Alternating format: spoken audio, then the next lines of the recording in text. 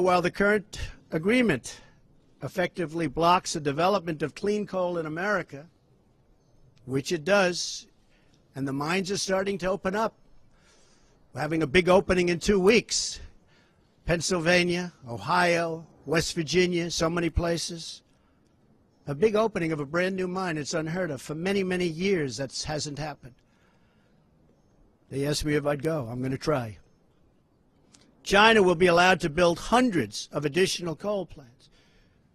So we can't build the plants, but they can, according to this agreement. India will be allowed to double its coal production by 2020. Think of it. India can double their coal production. We're supposed to get rid of ours. Even Europe is allowed to continue construction of coal plants. In short, the agreement doesn't eliminate coal jobs. It just transfers those jobs out of America and the United States and ships them to foreign countries. This agreement is less about the climate and more about other countries gaining a financial advantage over the United States. The rest of the world applauded when we signed the Paris Agreement. They went wild. They were so happy. For the simple reason that it put our country, the United States of America, which we all love, at a very, very big economic disadvantage. A cynic would say the obvious reason for economic competitors and their wish to see us remain in the agreement is so that we continue to suffer this self-inflicted major economic wound. We would find it very hard to compete with other countries from other parts of the world. We have among the most abundant energy reserves on the planet, sufficient to lift millions of America's poorest workers out of poverty. Yet under this agreement, we are effectively putting these reserves under lock and key, taking away the great wealth of our nation. It's great wealth. It's phenomenal wealth. Not so long ago, we had no idea we had such wealth. And leaving millions and millions of families trapped in poverty and joblessness.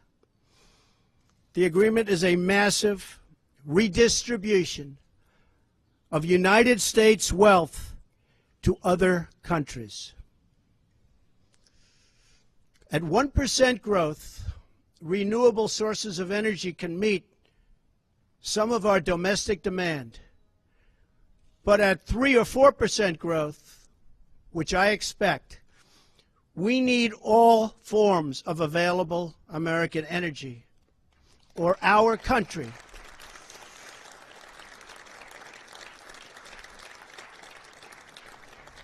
will be at grave risk of brownouts and blackouts. Our businesses will come to a halt in many cases, and the American family will suffer the consequences in the form of lost jobs and a very diminished quality of life. Even if the Paris Agreement were implemented in full, with total compliance from all nations, it is estimated it would only produce a 0.2 of 1 degree. Think of that. This much Celsius reduction in global temperature by the year 2100. Tiny, tiny amount. In fact, 14 days of carbon emissions from China alone would wipe out the gains from America, and this is an incredible statistic, would totally wipe out the gains from America's expected reductions in the year 2030. After we have had to spend billions and billions of dollars, lost jobs, closed factories, and suffered much higher energy costs for our businesses and for our homes.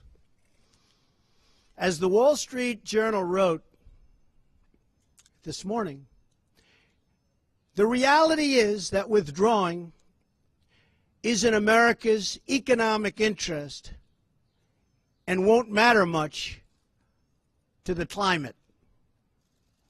The United States under the Trump administration will continue to be the cleanest and most environmentally friendly country on earth.